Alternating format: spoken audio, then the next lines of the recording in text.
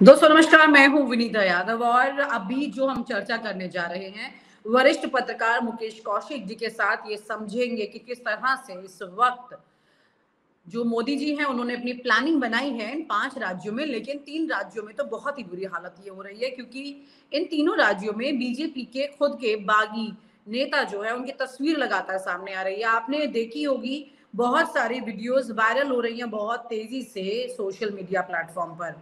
कहीं पर कोई केंद्रीय मंत्री के सामने हंगामा कर रहा है, तो कहीं पर कोई धक्का मुक्की कर रहा है, कहीं कोई दफ्तर में तोड़फोड़ कर रहा है, कोई सुरक्षा कर्मियों को गिरा दे रहा है, पीट रहा है उसे। इस तरह की स्थितियां सामने आ रही हैं, ऐसे कई वीडियो सामने आ चुके हैं। अब ये जो स्थितियां सामने आ रही हैं, ये दरअसल आउट ऑफ कंट्रोल कैसे हो रही हैं और ये आउट ऑफ कंट्रोल होकर के किसका बड़ा खेल बिगाड़ रही हैं। हालांकि यहाँ पर दोनों ही पार्टियों की अगर हम बात करते हैं, कांग्रेस में भी अगर हम देखते हैं तो वहां पर भी अंदर खाने काफी नाराजगियां हैं। जब से टिकट का बंटवारा शुरू हुआ, लिस्ट निकलनी शुरू हुई, तब से बहुत सारे नेता जो कि लंबे वक्त से ये सोच रहे थे कि अब उनका नंबर लगेगा, जो नहीं लगा। अब ये जो नंबर नहीं लगा, इससे पहले पॉलिटिकल पार्टी कोशिश ये करती है कि भाई उनके पास कोई एक सर्वे हो, उस इंटरनल सर्वे के बेसिस पर वो टिकट दे, या फिर कहीं और दूसरे तरीके से टिकट बंटवारा जो है वो आप समझ सकते हैं कि किस तरह होता है। पॉलिटिकल पार्टीज किस तरह से इस दौरान अपने जो अपना जो कोष होता है उसे बढ़ाती हैं और उसी के आधार पर एक अच्छा चुनाव लड़ती हैं। तो यही सब लोग उनके लिए एक बड़े एसेट बन के सामने आते हैं। लेकिन यही जब इनमें से कुछ को टिकट नहीं मिलता है तो कैसे बगावत होती है, ये बगावत किस पर ज्यादा भारी पड़ रही है, ये समझना जरूरी है। मुकेश कौशिक जी हमारे साथ जुड़े हुए हैं और उन्होंने पूरा अच्छे से इस पूरी स्थिति को समझा है, जाना है कि किस तरह से ये बगावत भारी पड़ रही है। अगर हम बात करते हैं मुकेश जी यहाँ पर खास तौर से अगर हम बात करें बीजेपी की, तो आपको लगता है कि बीजेपी में जो बगावत इस वक्त जो तस्वीरें सामने आ रही हैं, हालांकि पार्टी कोई ऐसी नहीं होती जिसमें चुनाव में बगावत ना हो, लेकिन ऐसी तस्वीर सामने आना, ऐसे संदेश सामने आना कि केंद्रीय मंत्री सामने है, मारपीट हो रही है, कहीं फिर धक्का मुक्की हो रही है, बहुत बुरी तरह से पिटाइयां हो रही हैं, तो ये इस जूतम पैर वाली स्थिति में आप क्या कहेंगे, ये किसको ज्यादा नुकसान करने वाली है? तो पहला तो डिस्क्लेमर मैं आप ही का पकड़ लेता हूँ कि बगावत ना हो ऐसा हम्म। संभव नहीं है, क्योंकि किसी भी कॉन्स्टिट्यूएंसी में उम्मीदवार 5 या 10 होते हैं और हर पार्टी के पास 5 या 10 होते हैं। जिसके पास जीतने या हारने की जो पहली और दूसरे नंबर की पार्टी, तीसरे नंबर की पार्टी होती है, उसके पास इतने उम्मीदवार होते हैं कि उनमें से किसी एक को चूज करना वास्तव में एक टेढ़ी खीर है, और उनमें से एक को चुन लेने के बाद जो बाकी उम्मीदवार बचे रह जाते हैं वो असंतुष्ट होना बहुत स्वाभाविक है। तो बगावत होगी, ये तो ठीक है, लेकिन जो बगावत को मैनेज नहीं कर पाती पार्टी, मैं उनकी बात करता हूँ। और भारतीय जनता पार्टी से आप शुरू करना चाहती हैं तो मैं इसी पार्टी से शुरू करना चाहूंगा। और हर राज्य की स्थिति अलग है। इसमें हर चाहे वो राजस्थान हो, मध्य प्रदेश हो, छत्तीसगढ़ हो या तेलंगाना हो, मिजोरम हो, इनमें हर जगह की स्थिति डिफरेंट है और बगावत के कारण भी डिफरेंट है। बीजेपी पार्टी विद डिफरेंस अगर बगावत झेलती है, जिसमें कैडर होता है, जिसमें आरएसएस होती है, जिसमें उसका कार्यकर्ता होता है, जिसमें उसकी विनेबिलिटी होती है, जिसमें उसकी जो चुनावी गणित है वो सब सामने होते हैं, तो अगर वहां बगावत है तो कांग्रेस की बगावत बहुत क्षम्य है, जिसको बहुत लोकतांत्रिक पार्टी कहते हैं, जिसमें बगावत को ही लोकतंत्र मानते हैं अगर वो कांग्रेसी लोग। तो अगर बाहर सड़क पर झगड़ा होता है तो वो उसको अभिव्यक्ति की स्वतंत्रता का हिस्सा मान लेते हैं। तो मैं बीजेपी की बगावत वास्तव में एक चिंताजनक है उस पार्टी के लिए, जिस पार्टी में दो बड़े कद्दावर ऐसे नेता हैं जिनके सामने मुंह खोलने वाले को 10 बार सोचना चाहिए। क्योंकि पहले हमने सोचा था कि विधायक के स्तर पर जो टिकट बंटवारे होते होंगे उसमें प्रधानमंत्री की भूमिका या अमित शाह की भूमिका उतनी सीधे तौर पर नहीं होगी, नड्डा की भूमिका उतनी सीधे तौर पर उतनी नहीं होगी कि बगावत के समय वो खुद हस्तक्षेप करें। लेकिन मैंने हिमाचल प्रदेश में देखा और कर्नाटक के चुनाव में देखा, जब बागी उम्मीदवार को प्रधानमंत्री तक के फोन गए। अगर मैं किसी पार्टी का कार्यकर्ता या उम्मीदवार होता और मेरे कान में प्रधानमंत्री का फोन आ गया होता तो मैं खुद डर गया होता। तो ऐसे में उसके बावजूद बगावत हो तो बीजेपी को अपने इस पार्टी विद डिफरेंस के टैग को और अपने उस अनुशासन के टैग को फिर से विचार करना चाहिए।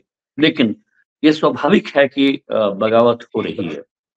और हो रही है, सबके सामने हो रही है, मंत्रियों के सामने हो रही है।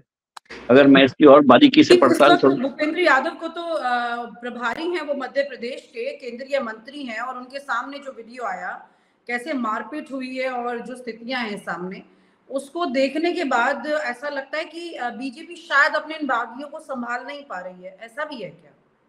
देखिए, कई फैक्टर उम्मीदवारों से जुड़े हुए हैं, स्टेक बहुत हाई हैं, और हमने देखा है कि कोई भी छोटी से छोटी, बड़ी से बड़ी पार्टियों में जो टिकट की जो टिकट वितरण की इस समय जो व्यवस्था है, अगर आप उसको देखें, तब उसमें कई फैक्टर हैं। विनेबिलिटी उसमें टॉप मोस्ट फैक्टर आप बताते रहे, लेकिन मुझे नहीं लगता कि विनेबिलिटी एक टॉप मोस्ट फैक्टर इस समय है।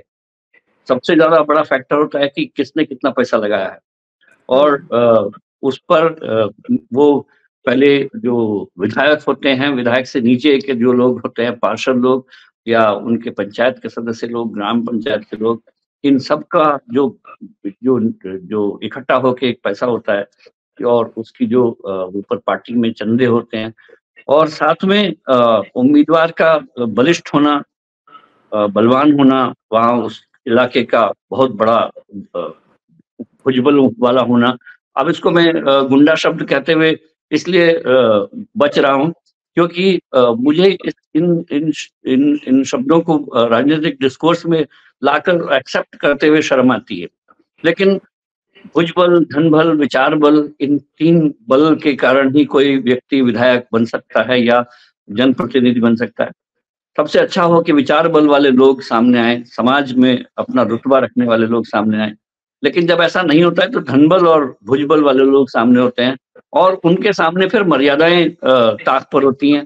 उस समय भूपेंद्र यादव क्या, और कोई कोई भी यादव हो सामने खड़ा हुआ, तो जिसने अपने पैसे स्टेक पे लगाए हैं, जिसने इज्जत अपने और अपने जो मुस्टंडे दांव पर लगाए हैं, वो सब सामने आते हैं। ये तो पार्टी में ऐसे में मुकेश जी, बहुत सारे ऐसे भी तो नेता हैं, जैसे कि खास तौर से अगर बात करें शिवराज सिंह चौहान तक की, जिनका नाम इस बार लोग ये मान के चल रहे हैं कि भाई उन्होंने तो खुद ही एक तरह से विदाई अपनी समझ ली है, इस तरह से पार्टी का उनको लेकर के वो दिक्कत ये है कि उन्होंने विदाई नहीं ली है और पार्टी उनको विदाई देने के मूड में। तो ये भी तो बागी मोड में चीजें आ जाती हैं फिर। मुझे लगता है कि शिवराज सिंह चौहान ज्यादा से ज्यादा अपने विधायकों को, अपने लोगों को टिकट दिलाने के इच्छुक हैं। लेकिन आपने अगर केंद्रीय मंत्रियों को चुनाव मैदान में उतारा है, अगर नरेंद्र सिंह तोमर मैदान में है, फग्गन कुलस्ते मैदान में है, कैलाश विजयवर्गीय को आपने सामने लाए हैं, प्रहलाद पटेल को सामने लाए हैं, इन सबको तो आप कान में ये मंत्र देकर ही लाए होंगे कि आप अगर पार्टी अगर जीती तो आप सीएम हो सकते हैं, क्योंकि ये विधायक बनने तो नहीं आए हैं ना। और फिर इनके लोग हैं अपने, फिर अपनी कॉन्स्टिट्यूएंसी है इनकी, उस संसदीय क्षेत्र से जहां से ये खड़े होते रहे, वहां पे इनके सारे लोग विधायक, इनके पार्षद, इनके सब लोग, इनका एक तंत्र है। और जब इनके लोगों को टिकट डिनाई किया जाता है, तब जाहिर तौर पर बगावत होगी। फिर जिस सीट से इन लोगों को उतारा गया है, वो तो किसी एक बेचारे उस विधायक की थी जिसको जेन्युइनली खड़ा करना था। अब वहां पे लाके आप केंद्र का एक मंत्री खड़ा कर दिए, उसकी सीट ही छिन गई है। अब वो क्या करेगा? उसने 5 साल तक अपनी सीट का, अपनी बारी का इंतजार किया, और पता चला कि जिस सीट पर वो विधायक खड़ा होना था, वहां नरेंद्र सिंह तोमर खड़े हो गए हैं। और नरेंद्र सिंह तोमर के पास एक अपना पूरा तंत्र है, बल है, अपना एक ढांचा है। तो बगावत के कारण यहाँ पे भी, यहाँ पे शिवराज सिंह चौहान अपना आदमी उतारना चाहते हैं, फिर नरेंद्र सिंह तोमर अपना आदमी चाहते हैं, प्रहलाद पटेल अपना आदमी चाहते हैं, विजयवर्गीय अपना आदमी चाहते हैं। तो ये अपने आदमियों के बीच के जो झगड़े हैं, वो बगावत तो कहिए या इतने बड़े बड़े नेता एक राज्य में हो गए जैसे मध्य प्रदेश में, तो यही वजह तो नहीं है कि बहुत ज्यादा प्रधानमंत्री नरेंद्र मोदी को भी ये टिकट वितरण के दौरान मतलब उसमें प्रदेश में बहुत कम वक्त के अंतराल में ही ज्यादा दौरे करने पड़ रहे हैं। एक हफ्ते में उन्होंने 2 दौरे तक वहां पर किए, क्योंकि ये जो कलह है अंदर की, हमने देखा था हिमाचल वाले चुनाव में भी प्रधानमंत्री नरेंद्र मोदी पर्सनली इन्वॉल्व थे टिकट वितरण और इस सारी चीजों की अंडरस्टैंडिंग को लेकर।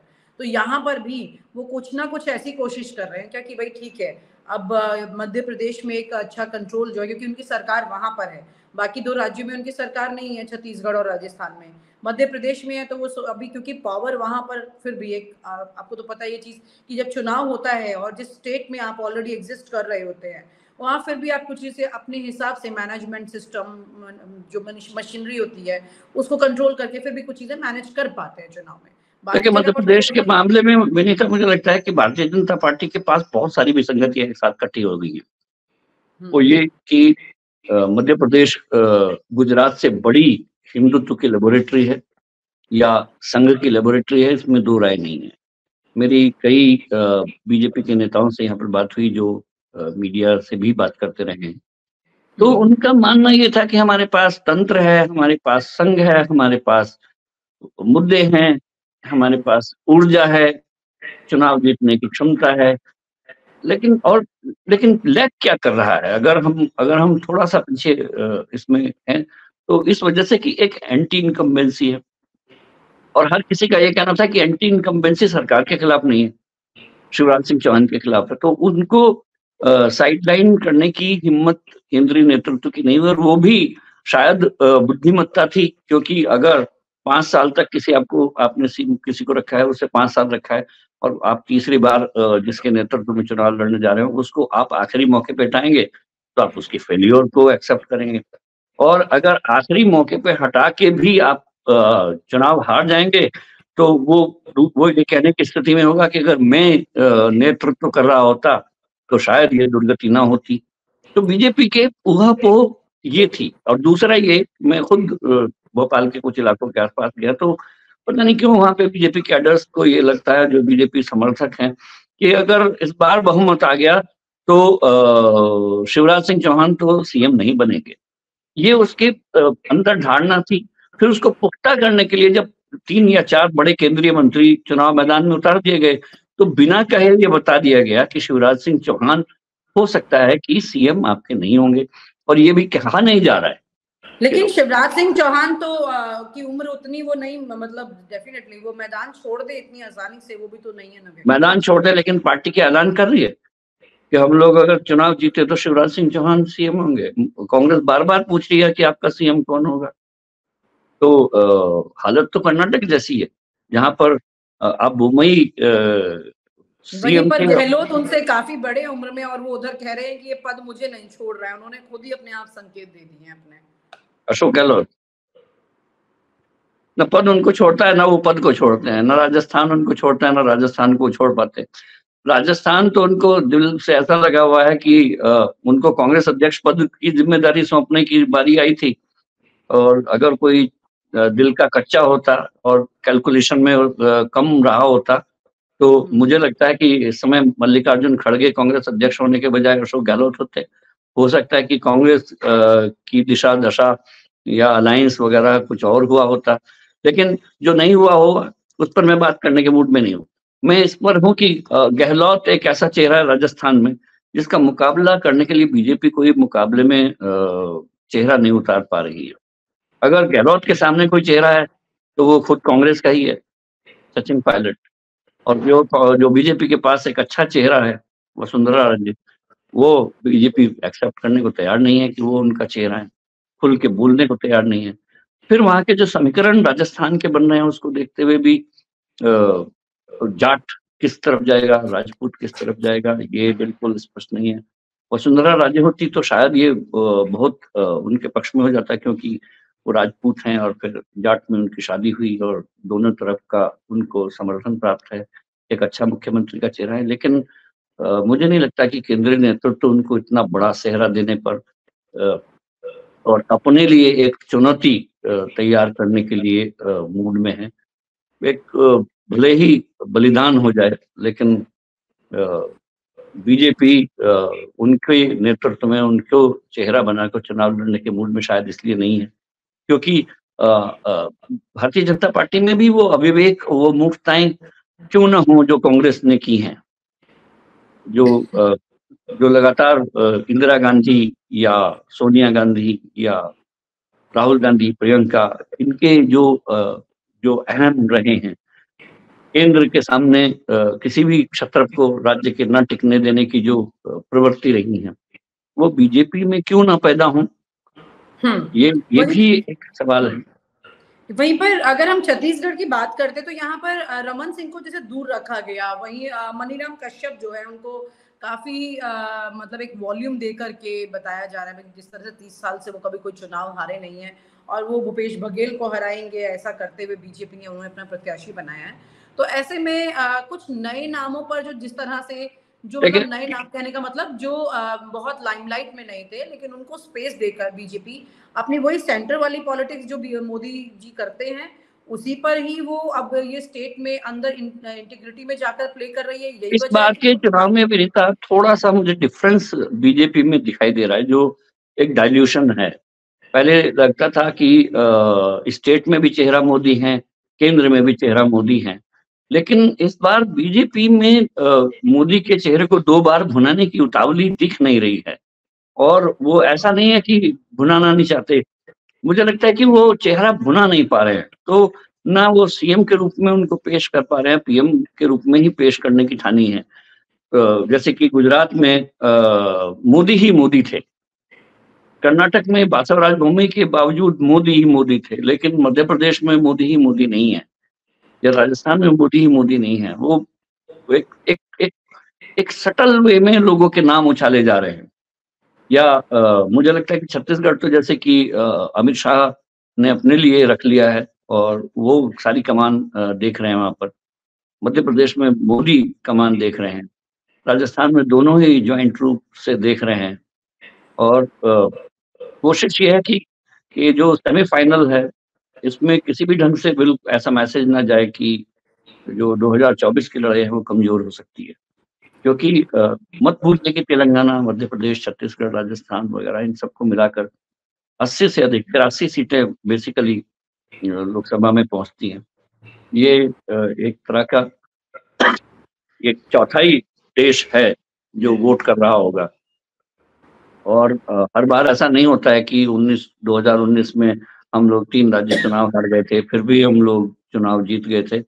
ये ज़रूरी नहीं होता है कि हर कुछ नियति रिपीट कर रही हो और इतिहास ये मतलब ये बिल्कुल कि मोदी इम्पैक्ट जो है वो राज्यों में खत्म हो रहा है, आप ये कह रहे हैं? मैंने आपके ही प्रोग्राम में शायद एक बार कहा था कि मोदी के चेहरे पर ओवर रिलायंस भाजपा को भारी पड़ सकता है और उससे सबक लेना चाहिए।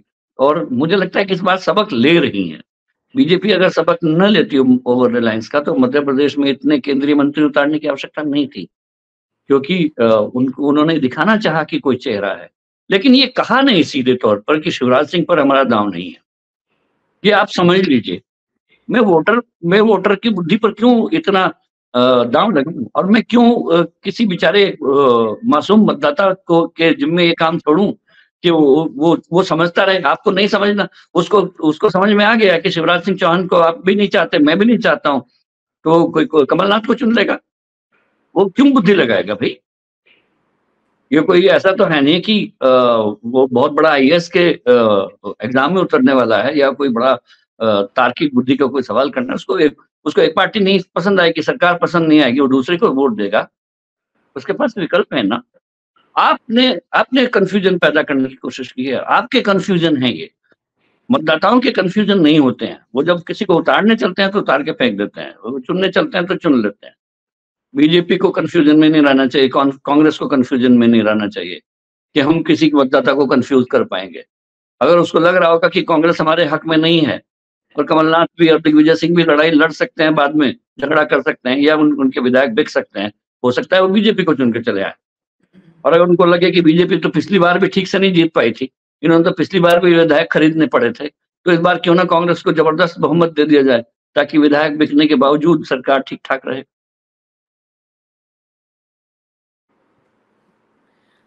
हाँ, लेकिन ऐसा लग रहा है जैसे कि अब इन तमाम चुनौतियों पर जो आपने एक इम्पोर्टेंट बात कही कि अब उनके जो मोदी जी की चेहरे की शक्ल है वो सारी चीजें बता रही हैं कि इतना वक्त वैसा नहीं है।